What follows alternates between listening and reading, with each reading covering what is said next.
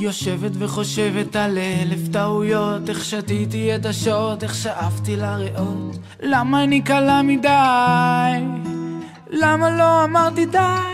ימים ולילות רק רוצה להיות נערה תמימה בתולה שלא עשתה עוד אהבה, אבל אני לא כזאת, לא יכלתי לחכות.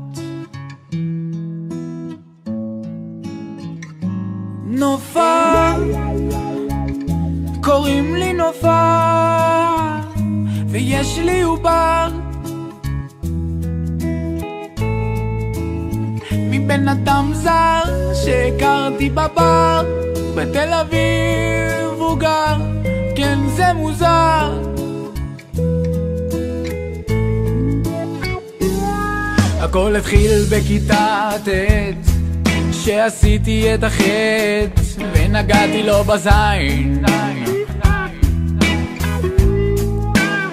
בתוך שניות הוא כבר עמד, הלב שלי רעד, הוא הבטיח להיות איתי לעד. הכל זרם, היה ממש כה נחמד, שתינו בירות וויסקי ואז שלחו את היד, שאל אותי אם אני נוטלת גלולות, אמרתי די כבר לשאלות. עומדת מולך בחורה צעירה ושיכורה שרוצה אותך נורא נורא, נכון חשבנו קצת יותר מדי, אבל לבסוף כמו גדול הפשיט והוריד את תחתוניי, פיסק את רגליי וציווה עליי להיות הרבה יותר בשקט. למחרת בבוקר זה עלה לי ביוקר, הבדיקת הריון חיובית. זהו סיפור על נערה ששלשום הייתה תמימה שלא חשבה צעד קדימה, ועכשיו היא אימא. נופה, קוראים לי נופה, ויש לי עובר